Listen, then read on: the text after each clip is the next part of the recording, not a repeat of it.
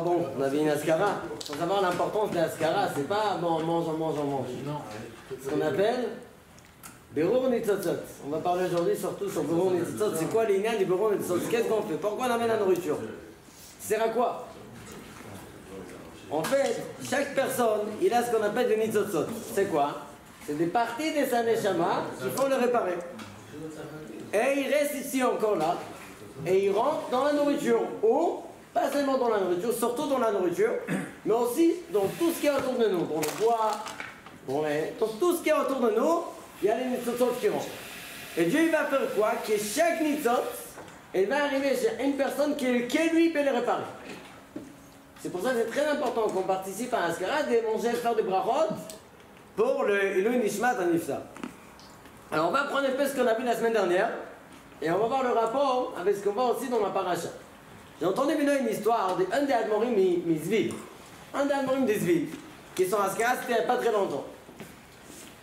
Il a fait beaucoup de choses en Russie, beaucoup de bonnes choses, et à cause de ça, il était renvoyé en Sibérie. D'accord? Comme tous les juifs qui faisaient de bonnes actions, il était renvoyé à Sibérie. Il était en Sibérie, et à un moment qu'il est là-bas, après quelques années qu'il est encore là-bas, il reçoit un appel chez le Mefaked. Bah quoi? Viens ici. Il rentre, il dit regarde, j'ai reçu un ordre de te renvoyer chez toi. Tu peux sortir. Il dit ah merci beaucoup. Il dit mais il faut que tu signes d'abord les papiers. Il dit monsieur c'est Shabbat aujourd'hui, je ne peux pas signer. Il a dit regarde, soit tu signes, ou tu restes ici, encore 5 ans. Wow, rester en Sibérie encore 5 ans. Bien que les Galistes qui racontent que quand ils étaient là-bas en Sibérie, quand ils avaient une pause, ils étaient un groupe de 30 personnes. Quand ils ont fait une pause, ils avaient un paire de tefilines. Ils ont mis un après l'autre le paire de tefilines. Il dit que quand ils ont enlevé, il faut lever le montant, il dit quand ils ont enlevé les tefilines, ils ont passé à quelqu'un d'autre, tous les gens autour, ils prenaient de boules de neige et ils ont commencé à frotter les bras pour chauffer le bras. D'accord? Avec de neige. D'accord? On ferait pour chauffer. Donc, imaginez-vous c'était quoi là-bas en Sibérie. Et il dit non, je ne signe pas. Il dit regarde, c'est où maintenant? Ou encore 5 ans. Il dit non, je ne signe pas. Bon, tu peux partir, tu peux sortir. Avant de sortir de la chambre, il y a une autre personne qui vient, un monsieur un peu plus âgé que lui, qui vient de l'Asville. Il rentre et il dit non, moi je ne signe pas aussi. J'ai vu le rave qui ne voulait pas signer, je ne vais pas signer. Le rave il entend ça, il fait un demi-tour et dit viens, donne-moi ce stylo, je vais signer moi. Le faquet dit je n'ai pas compris. Pour toi, tu ne veux pas les signer, tu ne voulais pas signer. Mais pour lui, tu veux signer, il dit oui. Pour moi, c'est pas plus quoi Nefesh, pour lui, c'est plus quoi Nefesh. D'accord? Comme ça, il a dit. Le Mefaked il était tellement impressionné, il dit je vais signer moi. Il a signé les 2 papiers, il dit vous pouvez partir. D'accord? Ça, c'est une histoire, on voit déjà, c'est quoi? Il faisait la Torah comme il faut. Comme il faut.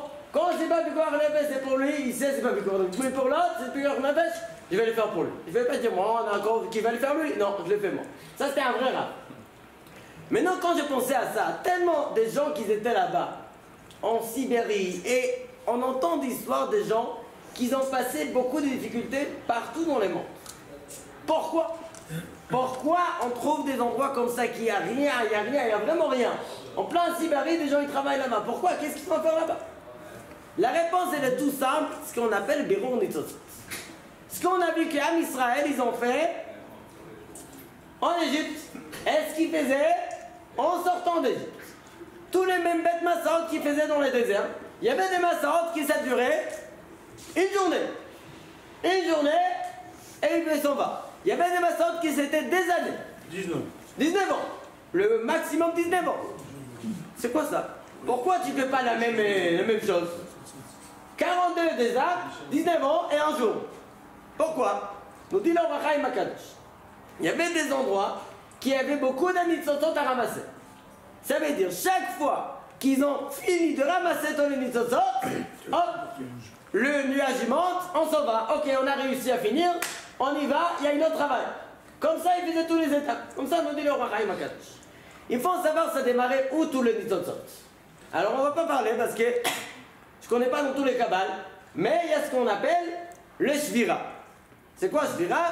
Que quand on Briat Haolam, il y avait Rafah Nitzotzot qui ont tombé dans la clipote.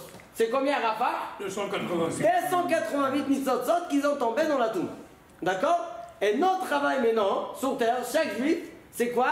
C'est de ramasser tous ces Nitzotzot. Ça, c'est le travail de chaque juif, de ramasser tous les Nitzotzot qui se trouvent partout. Ça a démarré où? Regardez bien. En Égypte, ils ont descendu en Égypte. Pourquoi? Pour ramasser des Nitzotzot. On a dit à Rafah Nitzotzot. J'ai entendu, j'ai pas trouvé encore c'est quoi la racine, qu'ils ont réussi à libérer combien de Nitzotzot en Égypte? 86. 202. D'accord? 202 Nitzotzot. Où on voit ça? Vegam, Erev, Rav, Ala, Itam. Erev, Rav. Erev, c'est les gens. Rav, beaucoup. Mais dit Rav, c'est combien? C'est 202 Nitzotzot. Très bien. Donc combien de Nitzotzot il nous reste à livrer encore? Plus tard. 86. 86. C'est ce qu'on appelle plus tard. Quoi? 86. C'est ce qu'on appelle Kos, Yeshuot et ça. D'accord? À un moment, il nous reste maintenant que Kos. Kos, c'est Gimatria 86. Kos, Yeshuot et ça. Le Rav, on a réussi à sortir déjà en Égypte. Mais maintenant, il nous reste Kos, Yeshuot et ça. Vous savez, si c'est venu le Mashiach, on va finir avec ces 86. Il sort, il fait l'enregistrer, c'est tout ça. Mais il faut savoir, il y a toujours un grand dispute entre Korot HaKdusha et Korot HaTouma. Le Korot HaTouma, il tire vers le bas, et le Korot HaKdusha, il tire vers le haut. Et c'est toujours en dispute. Et il y a encore des Nitzotzot qui tombent encore dans la clipote. Et c'est à nous de le refaire sortir. Tout ça, c'est toujours une bagarre, c'est une grande guerre entre le Korot HaTouma et Korot HaKdusha. Alors on a parlé la semaine dernière, on va reprendre un peu ce qu'on a parlé la semaine dernière, et on va rajouter. On a dit que Adam et Hava, ils ont eu le mérite d'être enterrés à Hebron. Mais Arat HaMachpelah, c'est quoi? C'est les portes des Gan Eden. Le port des Gan Eden, c'est où? C'est à Hebron. On a vu ça dans le Zohar HaKadosh, il y a deux portes. Une à Hebron et une à Ramoria. Deux portes, et les deux, les Ham Israël, ils ont acheté ces deux portes. Donc Adam et Hava, ils étaient enterrés à la porte des Gan Eden à Hebron. Plus tard, il y a un monsieur qui va venir construire sa ville à cet endroit-là. C'est qui? On a dit avant Ephron, c'était qui? Ham, le fils de Noach, qui a construit la ville de Hebron pour qui? Pour son fils Canaan. Ham, c'était le fils de Racha. Le troisième fils de Noach, lui, c'était Racha. Ham aussi, il avait un fils Racha. C'était le quatrième. Les trois, je ne sais pas comment ils étaient. Parce que si Rachaï, mais Canaan, c'était le plus Racha. Et Ham, il décide de construire la ville de son fils, Canaan, Racha ben Racha, à Hebron, au port de Gan Eden. Pourquoi il le trouvait là-bas, au port de Gan Eden? Mais je sais pas, va aller faire ça en... je sais pas. En Sibérie. En Sibérie, comme tu as dit. Ou à Barbès, je sais pas, dans une endroit comme ça. Barbès, c'est bien, non? Tu veux là-bas, à Barbès, c'est tranquille. Il y a assez des endroits. Quoi? C'est pas froid, c'est chaud. Il y a beaucoup des endroits pour mettre le Hebron. Ah, Racha ben Racha, non, non. Pourquoi? Parce qu'ils essaient de reprendre le Korot HaTouma. Ils essaient toujours de s'accrocher sur la Kedusha. C'est pour recommencer. Il a fait tout ça dans la Touma. Toujours on voit ça, que la Kedusha, elle s'attrape. Et la Touma, elle s'attrape où qu'il y avait la Kedusha. Avant, s'il n'y avait pas la Kedusha, la Touma, elle ne s'approche même pas. C'est pour ça que quelqu'un qui est Niftar, tout de suite, il y a la Touma qui arrive. Pourquoi? Parce qu'il y avait la Kedusha. Alors, ça amène la Touma. Ça, c'est le lien de tout ça. Donc, il a décidé de prendre cet endroit de Hebron. On a dit la semaine dernière, Canaan, il a un nom. Le nom, il s'appelle Canaan. Mais Canaan, il était quoi? Il avait reçu un autre nom. Un titre. C'était quoi son titre? Eved. Eved. D'accord? Canaan, c'était Eved. Eved Avadim, Yelecha. Vei Canaan, Eved Lam. On a dit un truc très simple. Canaan, Eved, Gimatria, 266. Begimatria, Hebron. Hebron, 266. Ça veut dire son père Ham, il vient construire une ville pour son fils Canaan, qui était déjà midi, devenu déjà Eved, et dit regarde, tu vas appeler le nom de la ville Hebron. 206 Canaan Eved. Très bien. Ça, c'est le fort de la Touma, qu'ils étaient attrapés sur cet endroit-là, à Hebron. Malheureusement, les pauvres Noach et Adam et Hava, ils ont, comme on dit, tombé dans le peuple. Maintenant, ils sont dans le territoire de Ham, qu'il a construit pour son fils Nan, jusqu'à qu'il y a un moment qui vient Abraham Avinu alav shalom. Et lui, c'est à lui de réparer ça. Et il vient, et il comprend bien, grâce au Bakar Abraham, il a trouvé là-bas le Kéver, et il a compris qu'il faut acheter cet endroit pour lever l'endroit, comme il dira, Vaya comme Asadeh, que la Sadeh se levait, et il a réussi à acheter cet endroit. Pourquoi Abraham? Alors on a dit la semaine dernière, Abraham aussi il a un autre nom. Ça veut dire, c'est quoi l'idée d'Abraham? Abraham Oavi. On n'a pas expliqué assez pourquoi il s'appelle Abraham Oavi. La passage nous dit Oev, Tzedaka, Vachesed. Akadosh Baruch Hu aime bien quelqu'un qui fait Tzedaka, Vachesed. D'accord? Ce qui aime le Tzedaka et le Chesed, c'est Akadosh Baruch Hu. Le Baruch Hu aime ça. Donc c'est pour ça, depuis qu'Abraham Avinu dit les Zohar Akadosh, il a fait le Chesed, il a reçu quoi? Le Torah de Oavi. Abraham Oavi, on voit ça dans les Navis. Abraham Oavi. On a dit c'est Abraham Avinu qui va venir, il va acheter ce territoire et il va maintenant rentrer, sortir de la clipote et le rentrer dans la Kedusha. Abraham, 248. Et avec Oavi, ça fait 276 boules. Et 66, pardon. D'accord? Abraham Oavi, c'est exactement la même Gematria que Kenan Eved. Le 2, c'est Gematria Hebron. D'accord? Donc, Knan, il appelle le nom de la ville, Ham, il appelle le nom de la ville Hebron comme Knan Eved. Mais il vient Abraham Avinu, après qu'il reçoit le nom d'Abraham Oavi, il s'appelle Abraham Oavi, il prend le nom de la ville de Knan, la ville de territoire de Knan, de Hebron, et il va l'acheter lui. Avec combien d'argent on a dit l'acheter? Avec 400. Pourquoi 400? 400 forces de la Touma. On a dit Ephron, c'est 400 forces de la Touma, et tout ça on a expliqué, Baruch Hashem, on a fait vite fait, ce qu'on a expliqué la semaine dernière. Maintenant on va rajouter un peu de choses dans les Nyan de Hebron. On rajoute encore ce qu'on a dit la semaine dernière. Esav, il a essayé de faire quoi?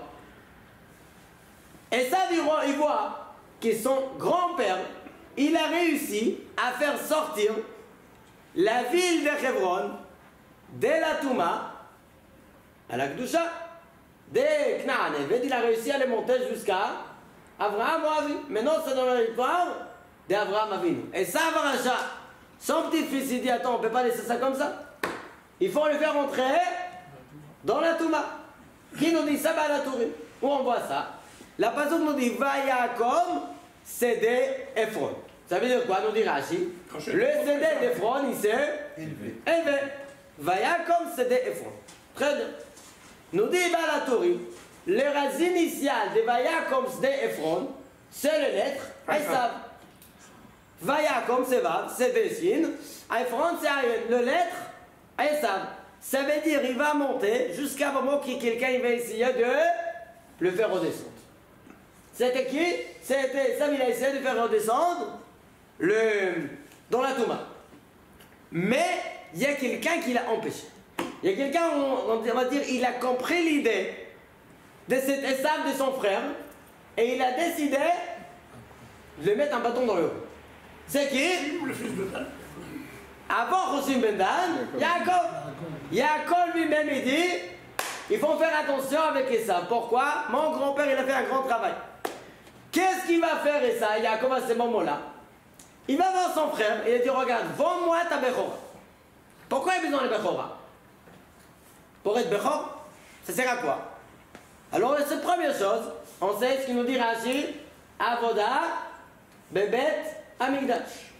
Deuxième chose, il faut savoir, Abraham, il a acheté le ville de Hebron, mais Arata Marpella, d'accord?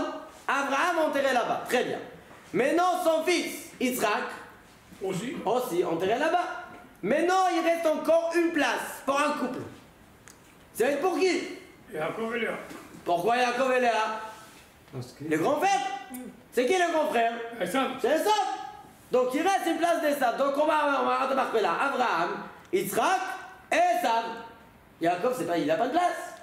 Vite, il vient quoi? Il va voir son frère et il dit, regarde, vends-moi ta place. La Bechora. Et quand il prend la Bechora, il achète la place. C'est pour ça qu'on connaît bien l'histoire. Que quand les enfants de Yaakov, ils sont venus enterrer Yaakov, et ça avait dit, mais c'est ma place. Alors il dit, attends, tu as vendu. Et non, les dossiers, les papiers, ils sont où? Il n'y avait pas de mail. Ils sont amenés d'Égypte. Ils n'ont pas pensé venir avec tous les bagages. Ils ont venu enterrer Yaakov. Ils n'ont pas pensé qu'Esav va faire des problèmes. Donc, on connaît l'histoire qu'ils ont fait tuer. Ils ont Hushim Benaim, il a tué Esav. Mais Esav, il a pensé que c'était sa place. Donc Yaakov, il a acheté cet endroit pour qui? Pour lui. Pour pas qu'on va avoir Esav et il va refaire des sons. Maintenant, regardez bien jusqu'à où ça arrive. C'est vrai qu'on voit ça tout simple. Si c'était Abraham, Yitzhak et Esav, hop, on a redescendu. Et si c'est Abraham, Yitzhak et Yaakov, ça reste la même chose. Mais regardez, c'est encore plus fort que ça. Regardez comment la Torah parle, c'est incroyable. On a dit qu'il y avait 3 forces de la Touma à Hebron. C'était qui? Le premier qui a construit la ville de Hebron, c'est qui? Ham. Son fils, Knaan. Et là, c'est qui le troisième? C'est Ephron. Et ça, il n'a pas attrapé. Il voulait répondre. Mais on avait 3 personnes qui ont eu une partie dans la ville de Hebron. Ham, Knaan, Ephron. À place de ces 3-là, vient Abraham, achète l'endroit. D'accord? Il vient acheter l'endroit. Et qu'est-ce qui se passe? Il met combien de personnes? Abraham, Yitzhak et Yaakov. Tu dis c'est 6. C'est vrai, c'est 6. Mais quand on a sorti d'Égypte, il y a écrit quoi? Combien on était? 600 000 personnes. Mais on était beaucoup plus. Ils sont toutes les femmes. Ce qu'on appelle l'histoire, Kegoufo. D'accord? Un couple, c'est un. Abraham, Yitzhak et Yaakov. Ham, Knaan, Ephron. Tu mets Abraham, tu as enlevé Ham. Tu mets Yitzhak, tu as enlevé Kenan. Tu mets Yaakov, tu as terminé. Tu as enlevé qui? Ephron. D'accord? Maintenant, regardez bien. Je vais prendre les valeurs numériques de Ham, Knaan, Ephron. Ham, c'est combien? 48. Kenan, c'est connu? 190. On a dit, on a sorti en Égypte. Normalement, on devrait être en Égypte combien de temps? 400 ans. Finalement, on était 210. Pour aller où? À Eretz Kenan. 210 plus Kenan, ça fait 400. Kenan, c'est que 190. D'accord? Donc 190 plus 48. 238. Et Ephron, on dit, bah la Torim c'est combien? C'est 400. Il a reçu 400. Il a écrit Ephron 120. Pourquoi? Ephron, Begimatria, 400. D'accord? 38. Ça fait ensemble 638. Donc Ram, Kenan, Ephron, 638. Abraham, Yitzhak, Yaakov, exactement 638. Ils sont sèches et barbus, comme il disait papa à la maison. Ah oui, ils ont de la chance. Comment c'est possible que la Torah ait écrit des choses pareilles? C'est impressionnant qu'on voit des choses comme ça. On voit comment la force de le clipote, et c'est pour ça qu'il y a Yaakov dit à ses enfants, faites attention, je vais être enterré à Hebron. Et Yaakov avait dit, gars, fais-moi un joie que tu m'enterres à Hebron. Yaakov, il ne prend pas aucun risque qu'il ne va pas être enterré là-bas. Et il dit, parce que si moi je ne veux pas être enterré là-bas, ce ne sera pas complet. Ce ne sera pas complet. C'est pas seulement que c'est Esav qui va être enterré à ma place. Ça, c'est déjà un problème qui reprend dans la Torah, mais on n'a pas fini le travail d'enlever même le Knan. Impressionnant. Comme Yaakov, il parle des enfants, faites attention de les mettre là-bas. Très bien. Mais non, regardez bien, c'est pas fini. À un moment, Abraham Avinu, quand il veut acheter l'endroit, qu'est-ce que Knan il a dit? Prends-le gratuitement, pas besoin de payer. On dit qu'il a dit qu'il faisait prendre gratuitement. Je ne sais pas si c'est vrai, mais prends gratuit. Non, il ne veut pas prendre. Pourquoi pas? Allez, on te donne un cadeau. Non. Alors bon, sonner matanot irié. Bon, on connaît bien sonner matanot irié. Quelqu'un qui n'est pas de matanot, il a une longue vie. D'accord, très très bien. C'est vrai aussi. Mais il y a ici une autre raison pourquoi il ne voulait pas recevoir les mais Arat Amarpela en gratuitement. Déjà, il y a ce qu'on a dit. 400 Zouvim, c'est quoi? On a dit c'est contre les 400 forces de mal, contre les Esav, on a dit aussi Esav avec Matria 400. Tous les forces de mal dans les 400. Donc il a payé pour retirer les forces de mal, et après ses enfants et ses petits-enfants ils vont réussir à tenir cet endroit-là pour la Kedusha. Donc il ne voulait pas prendre Rina. Le Zohar HaKadosh nous dit chaque mitzvah qu'on les fait gratuitement, ça veut dire on préfère, à mon avis, ce que j'ai bien compris les Zohar, c'est pas quelqu'un qui l'a reçu à mitzvah comme ça, quelqu'un vient faire qui suit Adam, alors si tu n'as pas payé, alors c'est pas une mitzvah. Non. Il dit, mais si des fois on cherche de faire des mitzvot gratuitement, par exemple, il y a des gens qui ne veulent pas acheter d'Arbat Aminim. Il dit, moi j'ai une idée de folie. J'arrive au souk d'Arbat Aminim à 3h l'après-midi derrière El Sukkot. Déjà tous les tables par terre parce qu'il n'y a personne qui veut vendre. Il vient la mairie, il vient, si vous avez vu, la mairie, il vient à 2h d'après-midi, boule. Il vient avec des karchers, il vient avec 15 arabes et il renverse toutes les tables par terre. Elle lui a dit, je viens, je ramasse un loulav gratuit, Adassim gratuit là-bas, et en dessous des 3e tables, je trouve un bon étrog. Pourquoi pas? Lui, il a payé 300 shekels, moi je l'ai reçu gratuitement. Les Zohar HaKadosh nous dit sur ça, il y a un clipa qu'elle s'appelle Chinam. D'accord? Clipa qu'elle s'appelle Chinam. Qu'elle s'accroche sur chaque mitzvah qu'on les fait gratuitement. D'accord? Il faut faire très attention à ça. Ne pas toujours chercher les choses gratuites. Bon, les moins chers, dans les voitures, on fait des choses claires. Mais dans les mitzvot, il y a des gens qui cherchent comme ça les talis, pas seulement les talis les moins chers, les trocs à 30 shekels, et des choses comme ça. Dans les mitzvot, il faut mettre pas moins que ce qu'on fait dans les Olamazé. Pas moins ce qu'on fait dans les Olamazé. Rabbeinu Hari, pour ça, d'ailleurs c'est pour ça que Rabbeinu Hari, quand il achetait à Arbat Aminim, il a vu un étrog, comment il faisait? Il a choisi son étrog.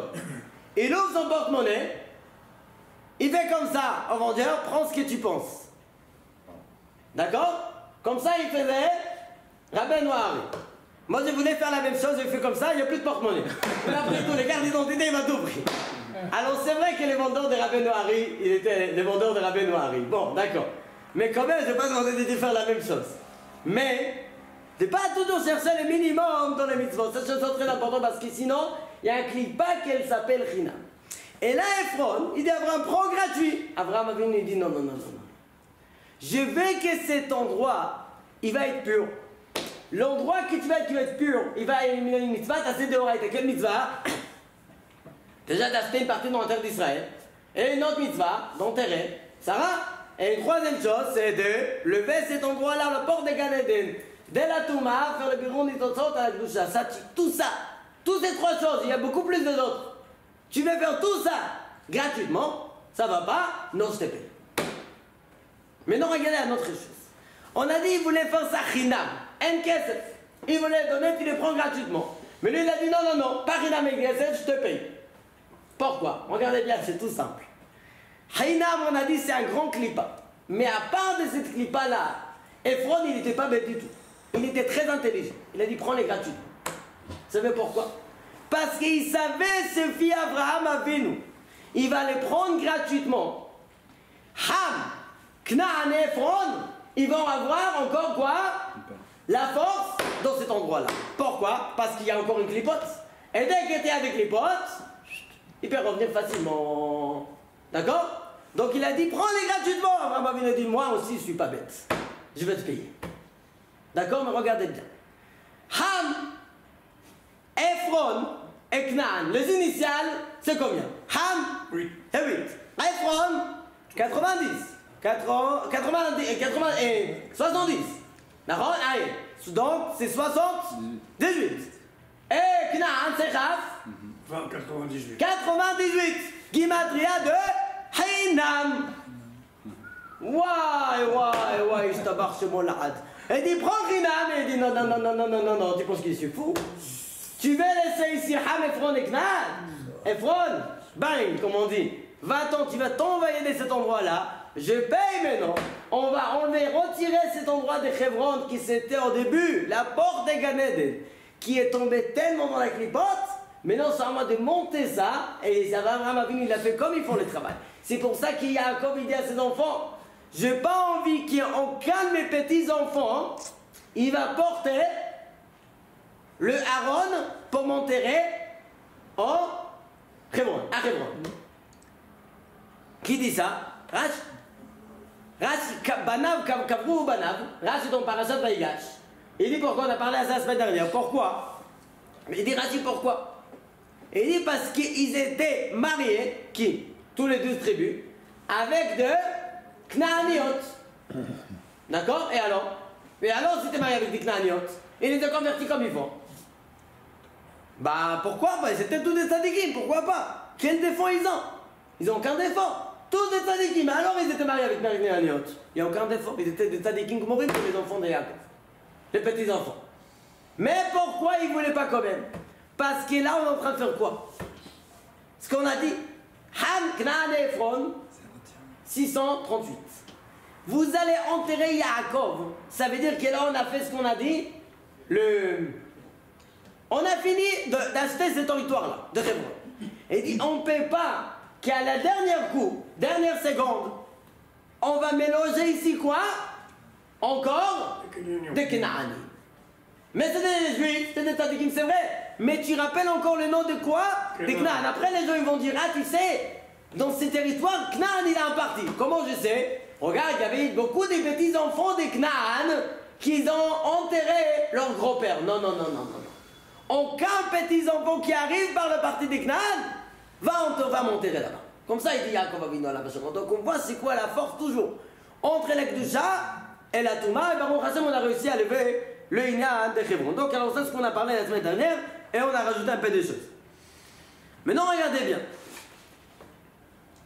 Dans Parashat Shavua,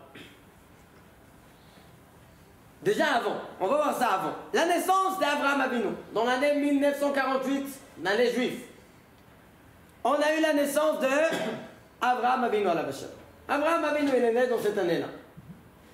D'où il arrive Abraham Avinu? Au Kasdim. Mais est-ce qu'ils arrivent de la Gdoucha ou de la Touma? Tu étais dans la Touma? Il était dans la Touma. Moi je ne vais pas dire la Touma, je vais dire la Touma de la Touma. D'accord? La Touma de la Touma, c'est quoi ça? Nous dit la Pasuk. Mi iten taor mitame el haechad. Qui va faire sortir taor, impur, des tamé? Qui peut faire ça? El haechad. Qui a Kadosh Baruch? De faire quoi? De faire sortir Abraham Avinu d'où? D'un papa qui est là-bas, ils nous dit le Mefarshim qui est l'Agmara, je pense qu'il nous dit ça. Le père d'Abraham Avinu, il a essayé de trouver sa femme quand elle était nida. Et c'est de là-bas qu'Abraham Avinu il a sorti. De la Touma, c'est Abraham Avinu qui l'a sorti, le papa de tous les peuples juifs. Comment on explique ça? Nous on sait qu'ils sont dans la Touma, c'est pas bien. C'est tout simple. Quand tu veux ramasser un diamant, on sait bien où on va les chercher. D'accord? C'est les diamants. Ils étaient sur le trottoir. C'était pas des diamants. D'accord? C'était des pierres. Les pierres précieuses, ils se trouvent où? Dans les mines de charbon. Tout en bas. Il faut vraiment galérer pour le trouver. Le meilleur Nitzotzot, il se trouve où? Bien caché par les clipotes, dans le coffre-fort tout en bas. Donc ils font descendre tout en bas pour les lever les Nitzotzot. D'ailleurs, c'est pour ça que nous, quand on fait Tahanoun, les Sfaradim, comment on fait Tahanoun? Assis. D'accord? Mais on ne s'allonge pas par terre. Pourquoi pas? Normalement, Tahanoun, c'est comment? S'allonger par terre. Pas parce qu'il n'y a pas de place dans la choule, et pas parce que c'est sale, non. Il y a une autre raison. Parce que quand on fait Tahanoun, allongé par terre, on arrive dans l'endroit le plus bas pour ramasser des nitzotzot. D'accord? À Tahanoun, allongé par terre, on arrive dans l'endroit le plus haut pour ramasser des nitzotzot de la Kedusha. Donc pourquoi on ne les fait pas? Pourquoi on ne les fait pas? C'est trop dangereux. C'est assourd de faire ça. Parce que quelqu'un qui va essayer de ramasser des nitzotzot, et c'est pas dans ce niveau-là, même s'il va attraper sa nitzotzot, il ne va pas réussir à le faire nettoyer, et il va tomber. Et il y avait pas mal de gens, dans l'époque de la Gemara, qui ont fait ça, ils ont tombé dans la situation, ils ont l'appliquer aussi. D'accord? Pourquoi? Parce qu'ils n'ont pas le niveau de ramasser des mitzvot comme ça. Abraham Avinu, il a réussi de sortir de l'endroit le plus bas, et donc c'est les mitzvot les plus purs qui existent. Comme ça nous dit le Rachaï Bakadosh, il dit tous les nishamot là-bas qu'ils ont sorti de la Touma, c'est des grands mitzvot qu'ils ont réussi à sortir de la Touma et monter dans la Kedusha. Donc ça c'est Abraham Avinu. Maintenant un petit problème. Chez Abraham Avinu, il a aussi une partie de Touma et une partie de Kedusha. C'est vrai qu'il a réussi à monter. Mais lui-même, il a aussi des mitzvot. Il a fait mais donc il faut sortir. Mais tu sais qu'il va sortir propre. D'accord? Qu'est-ce qui se passe? Abraham, pardon, il a un fils. Il s'appelle Ishmaël. Il a cette fils-là, quelle année? 86. Quand il a 86 ans, il a son fils, Imadriel. Son fils-là, il est né. Abraham Avinu, avec cette saleté qu'il a fait sortir chez Ishmaël, il se purifie. D'accord? Et là, il peut avoir qui? Yitzhak. Très bien. Mais nous dit les Mefarshim, nous dit les Khatam Sofer, il y a un moment que tu ne peux pas créer un peuple si tu y a encore dans les premiers des Klipot. Impossible. Donc comment ils vont faire? Nous dit les Khatam Sofer, si chaque personne, il a partie des Kedusha, elle est partie des Nitzotzot. Parce que tout ce qui arrive sur terre, il y a deux choses. Il y a des Nitzotzot, des Klipot qui sont mélangés. Nous dit les Khatam Sofer, comment on va faire maintenant? Moi je vais créer un peuple pur. Comment je vais faire? Nous dit Adam Zober, à Kodor, il n'a pas de problème. Il amène des jumeaux. Quoi? Yitzhak, il a eu des jumeaux. Esav et Yaakov. Il dit comme ça Adam Zober. Esav, il avait que des clipotes. Que des clipotes. Il n'a pas aucun parti de la Kedusha. Et Yaakov, pur, il n'a même pas une partie de clipotes. Comme ça, Adam Sofer, c'est impressionnant, on dit bon ça. Une personne qui descend sur terre, qui n'a pas, il n'a aucune clipa. Pourquoi? Parce que tous les clipotes, ils sont chez le premier, chez Esav, chez le fils aîné, et Yaakov Avinu, ils sont purs, et là-bas, il peut avoir les 12 tribus. Comme ça, nous dit le Adam Sofer là-bas, sur la naissance de Yaakov. Faut savoir, là on avait un Askara maintenant ici. Quand on fait un bracha, pourquoi on fait une bracha? Comme on a dit, on mange pour lever tous les mitzvot, le kafachaim et les ma'arich dans le Kabbalah. Imaginez-vous, le kafachaim, combien de temps ça vous prend de manger le petit déj? 7, 8, 10, 12 minutes. 12 minutes? Bon, quoi? Tu manges maisonnote alors? Les Français ils savent pas ce qu'on dit. Bon, pas une petite déj. D'accord? Combien prend ça pour le dîner?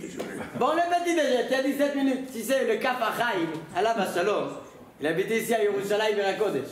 Kafachaim Sofer, combien de temps ça l'a pris de manger les Arouhat Boker? Hein? Tu dis Shnia? 1h30. Qu'est-ce qu'il a mangé? Il avait il mangeait un demi-pita. Un demi-pita, 1h30. Alors, à mon avis, il a mangé au début en kazaït, pour compléter le kazaït Birkat Amazon, kazaït ou kabetza même, mais après il a continué tout doucement. Pourquoi? Pourquoi tellement doucement? Kavanot à Achilas Koma. Il y a des kavanot à faire, de faire le biron nitzotzot quand on mange. Alors déjà non, bon, on est très loin des kavanot à Achila. Alors moi, ce qu'on sait faire, c'est la bracha comme il faut. Parce que si la bracha elle n'est pas comme il faut, c'est catastrophe. Le Ben Israël a peine une histoire d'une dame qui était en train de faire de la farine avec le blé et il a trouvé là-bas une date. Comme ça, mélangée avec le grain de blé. Et après, il a fait le bracha, bon, repris Adama. Bon, ça aide. Bon, ça va, ça passe ou pas? Ça passe. Ça passe. S'il a fait Aetz, Adama sur Aetz, il y a ça. Très bien. La nuit, elle rêve d'un quelqu'un qui vient le voir. Il dit, regarde. Il vient, elle dit, merci beaucoup que tu m'as livré. Comme ça, le monsieur, il vient, il dit, merci beaucoup que tu m'as livré. Mais c'est un peu bizarre. Il vient avec la tête en bas et le pied en haut. Elle a renvoyé cette question à Ben Israël, il a dit, parce que tu n'as pas fait le bon bracha. Il va le faire Aetz. Tu as fait Adama, comme on dit, Ça passe, mais c'était pas assez. D'accord? Donc il restait avec le pied, la tête en bas, la tête à l'envers. Ok. Parce qu'elle avait la tête à l'envers, peut-être, donc le monsieur restait avec la tête à l'envers. Donc il faut faire très attention quand on fait les brachot. C'est pas comme ça faire les brachot. Non. Chaque fois il comprend quel bracha on fait.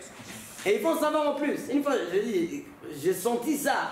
Quand on fait, on achète des légumes. J'ai parlé à ça déjà ici plusieurs fois. On va acheter des légumes. On arrive au supermarché. Il y a, je sais pas, un magasin, je ne vais pas faire maintenant des publiés comme ça, des pubs. Mais on voit une stand de 1000 concombres. D'accord? Et tu choisis celui-là, et celui-là, et celui-là. Puis après, tu as les gambos, les pilpelim, tu prends celui-là et celui-là. Lui, il est comme ça. Chacun, il a son forme, tu prends celui-là, celui-là. Et l'autre à côté de toi, il prend l'autre et celui-là et celui-là. Pourquoi? Alors des fois, bon, celui-là, regarde, il est vraiment... Mais des fois, ils sont à peu près la même chose. Tu as choisi celle-là. Pour quelle raison? C'est tout ça.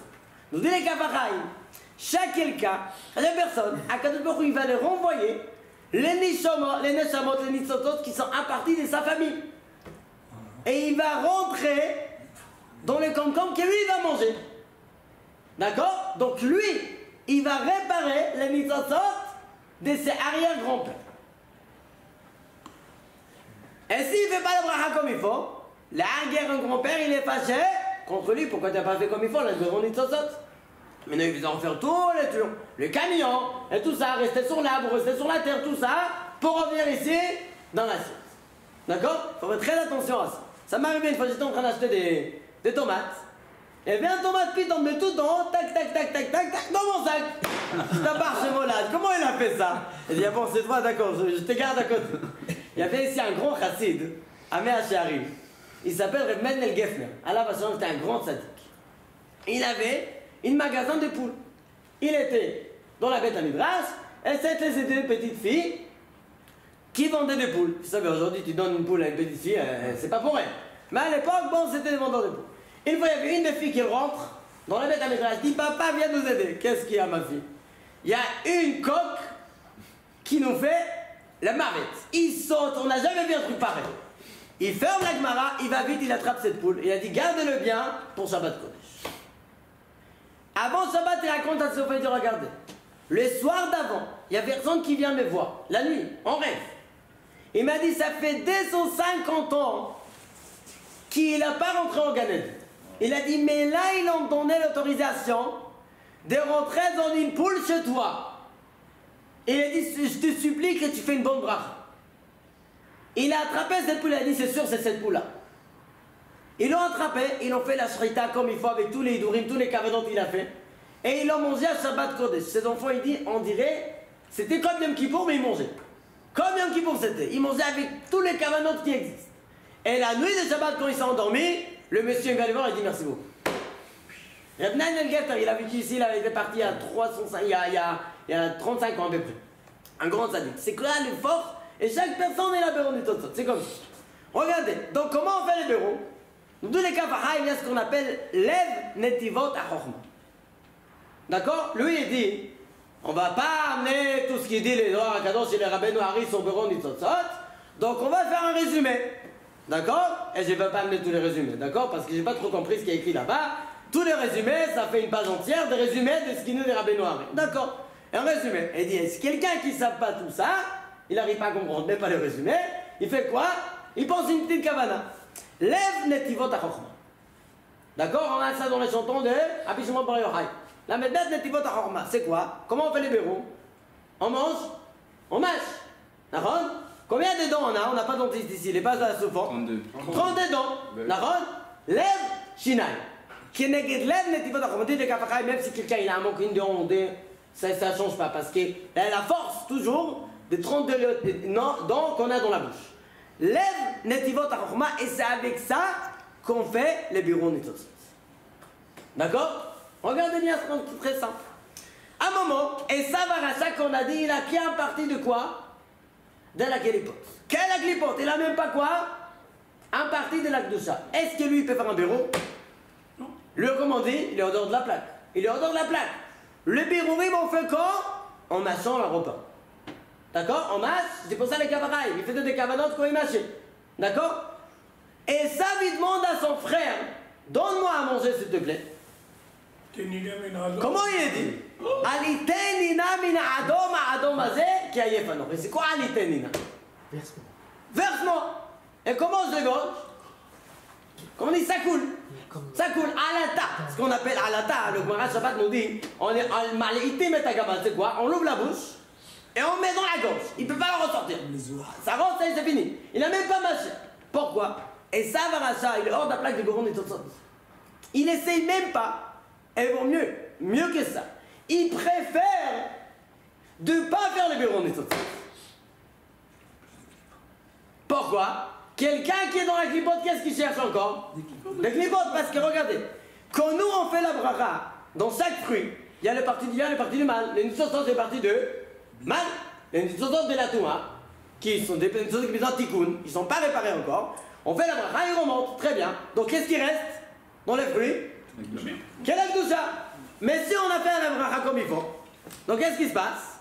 On a mangé, sans faire la bracha, on parle la bracha pas comme il faut. Qu'est-ce qui se passe? Le corps, il va être rassasié par quoi? Par les clipotes. Donc le cœur, il devient plus tamé. Dès que tu as mangé quelle est la nourriture propre, nous dit la Hatam Sofer. Un Talmid Chacham qui mange et un Talmid Chacham qui étudie, c'est la même chose. Il n'y a pas priorité entre les moments que le Talmid Chacham il mange et entre les moments que le Talmid Chacham il étudie. Il n'y a aucune priorité. Ah, mais il faut savoir, on étudie presque toute la journée et manger, on mange quand il faut manger pour nourrir le corps. Donc ça, quand on fait les Béron et tout ça, le corps il reste pur. Mais Esav il ne voulait pas ça. Esav il a cherché toujours quoi? Quelle est la partie de la Touma. Donc il dit quoi? Un repas, imaginez-vous, qui Yaakov Avinu a préparé. Pour qui? Pour Yortzai d'Abraham. Abraham Avinu il est parti, d'accord? Yaakov il prépare le repas pour qui? Pour son père, Yitzhak. Est-ce qu'on peut s'imaginer combien de nitzotzot importants il y a dans ce repas-là? Un repas qui va passer dans la bouche d'Yitzhak Avinu à la Vachalot. Dans la Askara de qui? D'Abraham Avinu à la Vachalot. Et ça, il prend ce repas-là. Et il dit, Aliten, il a mis ça, c'est ça. Parce qu'il y a un tamé, il cherche toujours de rentrer dans. Quel âge il avait à ce moment-là? 15 ans. Il avait 15 ans, un jeune. Il avait 15 ans. Il rentre toujours dans la Touma. Ça, c'est on voit encore les disputes entre le Touma et la Kedusha. Les personnes qui cherchent le Touma, ils essaient toujours d'avoir de la force par la Touma. On va finir avec une autre chose. Esav, il avait toujours un bagarre avec son frère Yaakov. Toute sa vie, il y avait un bagarre, jusqu'au moment, on a encore Esav et Yaakov. Pour la Haggadah, c'est le Pessah. Il y a écrit 4 enfants. Il y a ce qu'on appelle le rachat. Le rachat, quand tu lui parles, il dit, pourquoi vous faites ça? Qu'est-ce qu'on fait? C'est bon. On les répond. Mais il n'y a pas écrit, tu le réponds. Tu dis, tu lui casses les dents. Ouais, quand même, calme-toi. Non, c'est quoi C'est quoi Alors là-bas, j'ai entendu, je ne me rappelle pas de qui est rachat, c'est Gimatria 570. D'accord? Quand il fait rachat moins Shinav, Shinav c'est combien? Gimatria Esav. 376. D'accord? Tu fais 570 plus moins 376, ça fait 204. Gimatria 2, Tzadik. Oh Peugeot. Gimatria Tzadik. Tu as pris le rachat, tu l'as cassé les dents. C'est pas Stam qui lui casse les dents. Oui, non, ça c'est notre chose. Attends, je vais t'en mal les dire. Donc tu prends, tu les casses les dents. C'est pas vraiment que tu les donnes un coup de pied comme ça dans la tête. C'est juste qu'il enlève, qu'il a fait comprendre. C'est vrai qu'il faut les parler des fois. Khari fait Khazak. Mais ce que tu fais là-bas, tu as cassé toute sa force de rachat.